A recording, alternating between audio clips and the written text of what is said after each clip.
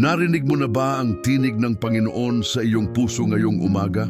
O baka naman puno ng takot, alalahanin at mga tanong ang iyong isipan tungkol sa araw na ito?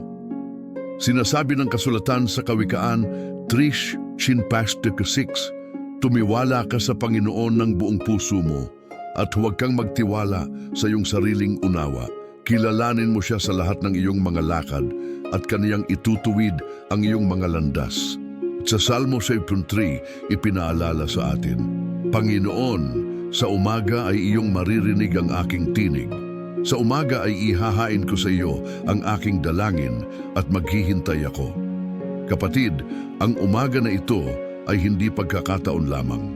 Ito ay isang sagradong oras na naghihintay ang Diyos na marinig ang iyong puso.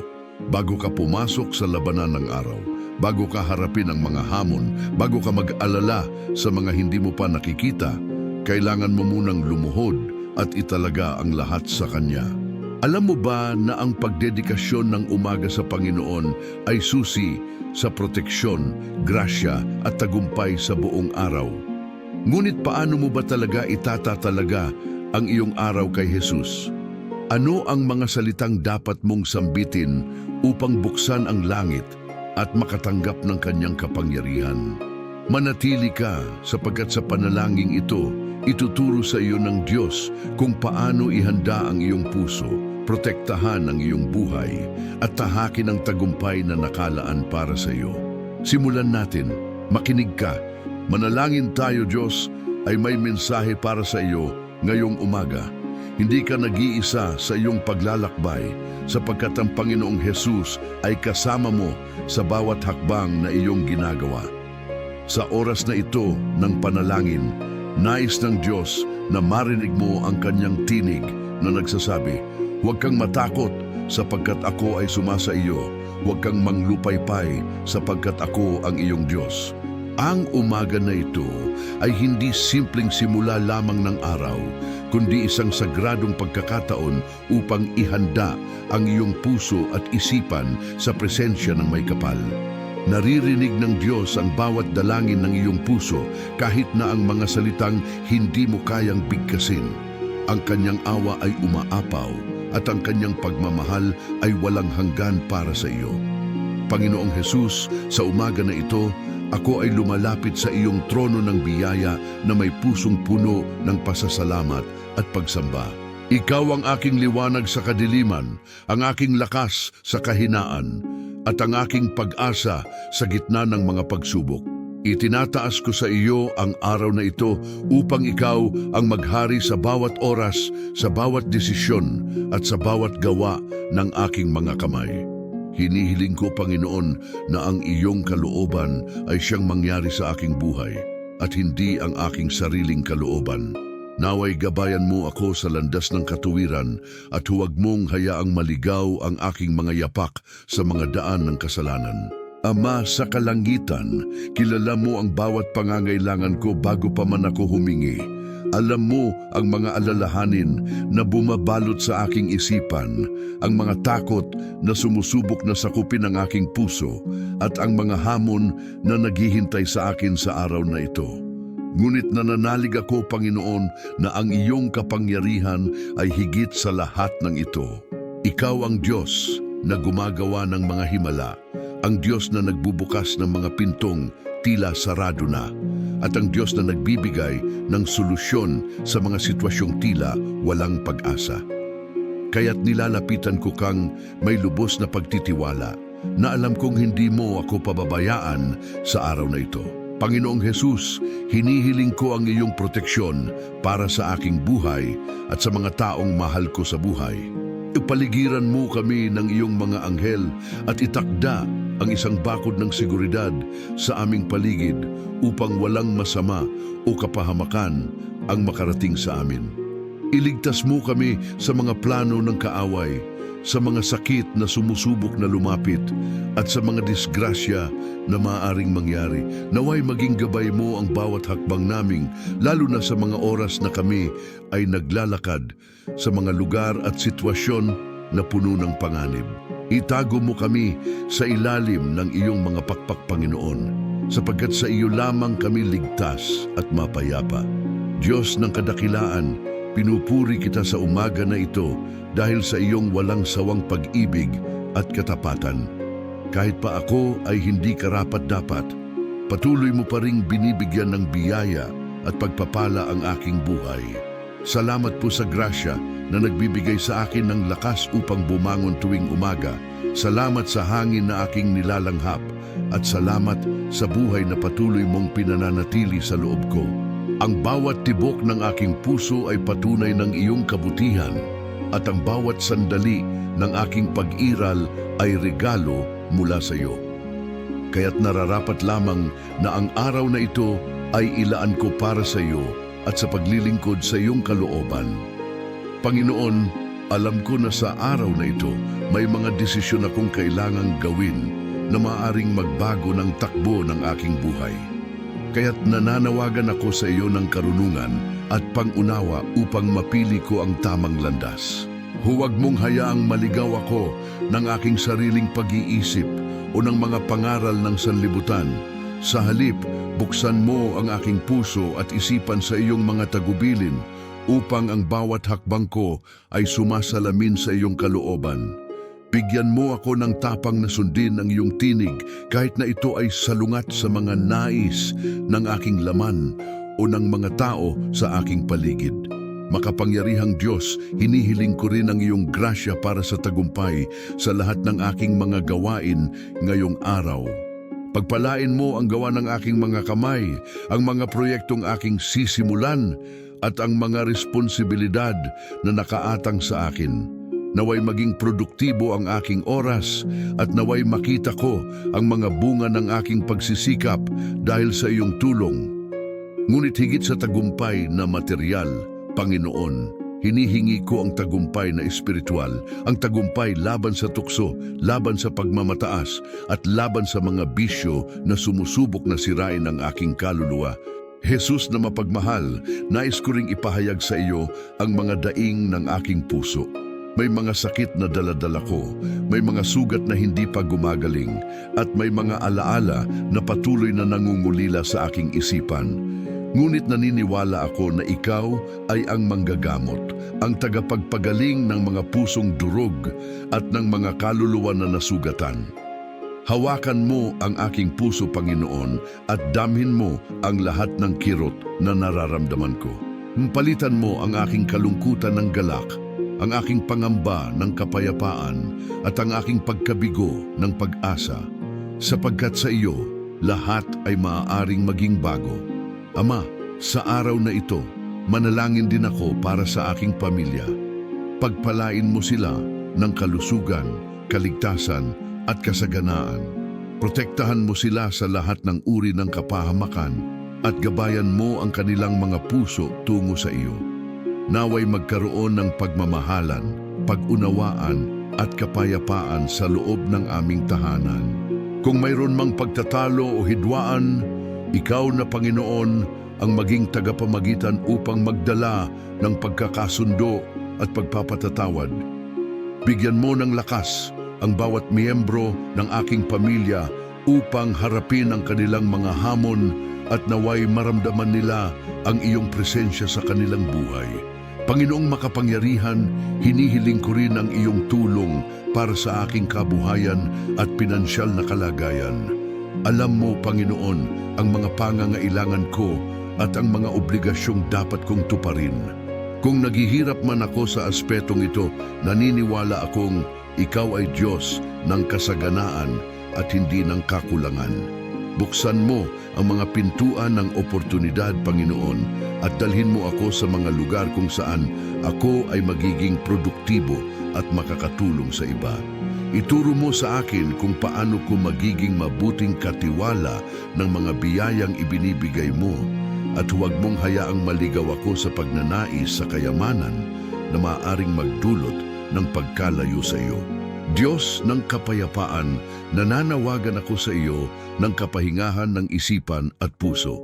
Sa mundo na puno ng ingay, gulo at walang tigil na alalahanin, ikaw lamang ang makapagbibigay ng tunay na kapayapaan, ang kapayapaang hindi kayang ibigay ng mundo. Punan mo ang aking kaluluwa ng katahimikan na nagmumula sa iyo upang kahit sa gitna ng mga unos ng buhay, ako ay manatiling matatag at kalmado. Naway hindi ako mabalisa o mag-alala ng labis, kundi magtiwala na lamang na ang lahat ay nasa iyong kontrol. Ang iyong kapayapaan, Panginoon, ay higit sa lahat ng pag-unawa at ito ang hinihingi kong manatili sa aking puso ngayong araw. Panginoong Hesus, alam ko na sa araw na ito may makakasalamuha akong mga tao sa trabaho, sa daan, sa komunidad. Tulungan mo akong maging instrumento ng iyong pag-ibig at liwanag sa kanila. Naway sa pamamagitan ng aking mga salita at kilos, makita nila ang iyong kagandahang loob at kabutihan. Bigyan mo ako ng pasensya sa mga taong mahirap pakisamahan, ng kabaitan sa mga nangangailangan ng tulong, at ng pagmamahal sa mga walang nakakaalam na sila. Naway hindi ako maging sanhi ng kahihiyan sa iyong pangalan, kundi maging dahilan upang ikaw ay purihin at dakilain ng iba. Mahal na Diyos, hinihiling ko rin ang iyong proteksyon laban sa mga balak ng kaaway. Alam kong may mga puwersang nagnanais na sirain ako, na pabagsakin ang aking pananampalataya at pigilan ang aking pagunlad. Ngunit mas malakas ka, Panginoon, kaysa sa lahat ng ito. Durugin mo ang kanilang mga plano at gawing walang bisa ang kanilang mga hangarin laban sa akin. Ilagay mo ako sa ilalim ng iyong proteksyon at naway walang sandata na ibinuo laban sa akin ang magtagumpay. Bigyan mo ako ng espiritual na lakas upang labanan ang tukso at ang mga pag-atake ng demonyo na nais akong ilayo sa iyo. Ama sa langit, sa pagtatapos ng bahaging ito ng panalangin, nais kong pasalamatan ka muli sa pagkakataong ito na makaharap ka. Walang mas dakila pa sa pribilehiyong makausap ka, makapanalangin sa iyo at maramdaman ang iyong presensya. Patuloy mong gabayan ang aking puso sa buong araw na ito at huwag mong bitawan ang aking kamay kahit kailan. Nagtitiwala ako, Panginoon, na ang araw na ito ay magiging puno ng iyong biyaya, proteksyon at tagumpay dahil itinalaga ko ito sa iyo. Sa pangalan ni Jesus, aking tagapagligtas at Panginoon, ipinanalangin ko ang lahat ng ito. Amen. Kapatid, ipagpatuloy natin ang panalangin. Naghihintay ang Diyos na marinig pa ang ating mga puso. Alam kong habang nakikinig ka, may nangyari sa loob mo. May napukaw na pag-asa, may nag-alab na pananampalataya at may naramdaman kang presensya ng Panginoong Hesus na sumasagot sa mga sigaw ng iyong kaluluwa. At dahil dito, nais kong hilingin sa iyo ang isang bagay na hindi lamang para sa akin o sa channel na ito, kundi para sa libu-libong kaluluwa na nangangailangan din ng panalangin na iyong narinig ngayong umaga. Kung tunay na nabiyayaan ka ng panalangin ito, kung naramdaman mo ang kapangyarihan ng salita ng Diyos na dumadaloy sa bawat salita, ipinapakiusap ko sa iyo na pindutin ang baton ng Gostay o like sa video na ito. Hindi ito simpleng pag-click lamang, kapatid. Sa bawat pag-like mo, tinutulungan mo ang panalangin ito na makarating sa mas maraming tao na nangangailangan ng spiritual na lakas, ng pag-asa at ng pananampalataya. Maraming kaluluwa ngayong umaga ang nag-aantay ng mensahe mula sa Diyos. At sa pamamagitan ng iyong simpleng kilos, maaari kang maging instrumento upang ang biyayang ito ay kumalat pa. Ang algoritmo ng platform na ito ay gumagana ayon sa pakikiisa ng mga taong tulad mo, kaya't ang iyong suporta ay napakahalaga upang ang panalangin ito ay hindi manatiling nakatago, kundi lumiwanag at umabot sa mga puso na nababalot ng kadiliman at pangangailangan. At hindi dito nagtatapos ang iyong misyon, kapatid. Ibahagi mo ang video na ito sa iyong mga kaibigan, sa iyong pamilya, sa iyong mga kasamahan sa trabaho at sa lahat ng grupo na iyong kabilang sa social media. Isipin mo kung gaano karaming buhay ang mababago dahil sa isang simpleng pagbabahagi mo. May kakilala ka bang dumaranas ng takot ngayong umaga? May kamag-anak ka bang nawalan na ng pag-asa? May kaibigan ka bang nangangailangan ng proteksyon ng Diyos? Ipasa mo sa kanila ang panalangin ito. Gawing instrumento ang iyong mga daliri upang ang mga salitang ito ay umabot sa kanilang puso. Huwag mong itago ang liwanag na nakatanggap ka. Ihatid mo ito sa iba sapagkat sa pagbabahagi, lumalaki ang biyaya at dumoble ang pagpapala ng Panginoon sa iyong buhay. Nais ko ring anyayahan ka na mag-iwan ng iyong mga kahilingan sa seksyon ng komento. Alam kong mayroon kang pinagdarasal, mayroon kang mga alalahanin na daladala ng iyong puso, at mayroon kang mga pangarap na inaasam mong maging katotohanan. Isulat mo ito sa komento, huwag kang mahiya. Ang komentong ito ay hindi lamang thread ng mga mensahe. Ito ay isang altar ng panalangin kung saan ang bawat kahilingan ay iniaalay natin sa Panginoon. Ako at ang buong komunidad ng channel na ito ay manalangin para sa iyo. Hindi ka nag-iisa sa iyong laban. Narito kami, mga kapatid sa pananampalataya, handang manalangin kasama mo, sumama sa iyo sa iyong paghihirap, at magdiwang kasama mo sa iyong tagumpay.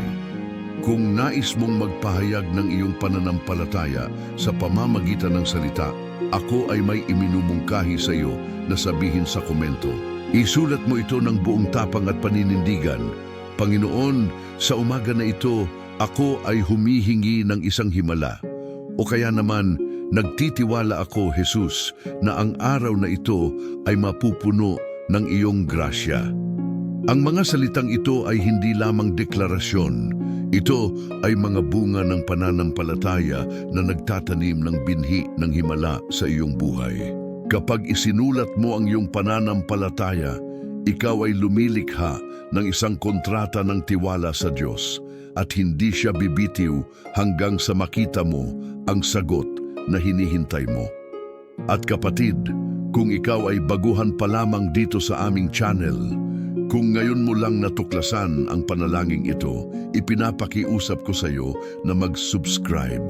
Pindutin ang notification bell upang sa tuwing may bagong panalangin, ikaw ay makakatanggap ng abiso. Bakit ito mahalaga? Dahil ang buhay espiritual ay hindi one-time event lamang. Kailangan natin ng patuloy na nutrisyon mula sa salita ng Diyos. Kailangan natin ng araw-araw na panalangin upang manatiling malakas ang ating pananampalataya. Ang channel na ito ay hindi simpleng koleksyon ng mga video. Ito ay isang espiritual na tahanan, isang tolda ng panalangin na bukas para sa iyo anumang oras ng araw o gabi. Dito, walang diskriminasyon, walang kondisyon. Tanggap ka rito kung ano ka man at saan ka man nagmula. Ang tanging kailangan mo ay isang pusong naghahanap ng Diyos at sigurado akong makakahanap ka ng sagot dito. Nais kong ipaalala sa iyo na ang channel na ito ay hindi para sa akin, kundi para sa iyo at sa lahat ng mga nangangailangan ng panalangin. Ito ay isang lugar ng damayan, ng pag-asa at ng pananampalataya. Dito, sama-sama tayong lumalakad tungo sa Panginoon. Sama-sama tayong humihiling ng Kanyang awa at sama-sama tayong sumasamba sa Kanyang kadakilaan. Kaya't maging bahagi ka ng komunidad na ito. Huwag kang mag-atubiling bumalik dito araw-araw, lalo na sa mga umaga, upang simulan ang iyong araw na may panalangin at pagsamba. Ipangako ko sa iyo na habang nananatili ka sa panalangin, habang patuloy kang nakikinig sa salita ng Diyos, ikaw ay lalago sa pananampalataya, lalaki sa karunungan, at palalakihin ng Diyos sa lahat ng aspeto ng iyong buhay. At ngayon kapatid, bago tayo tuluyang magwakas, nais kong anyayahan ka na manalangin kasama ko ng Ama namin at ng Aba Ginoong Maria.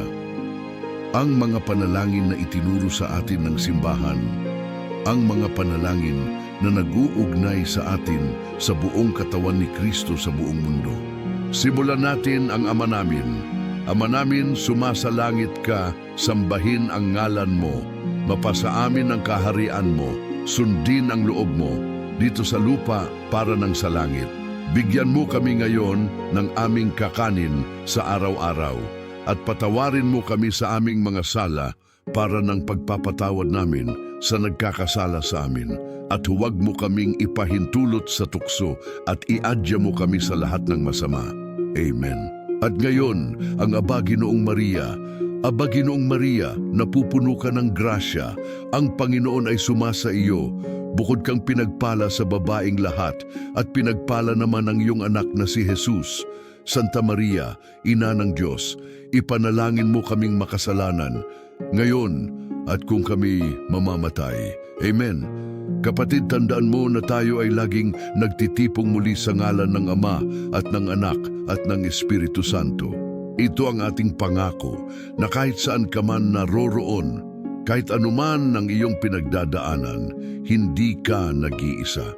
May komunidad ka dito, may mga kapatid kang handang manalangin para sa iyo, at higit sa lahat, may Diyos na hindi kailanman tumitigil sa pag-ibig sa iyo. Narito tayo ngayong umaga, narito tayo bukas, at narito tayo sa lahat ng mga araw na darating, sama-sama, matatag, at puno ng pananampalataya.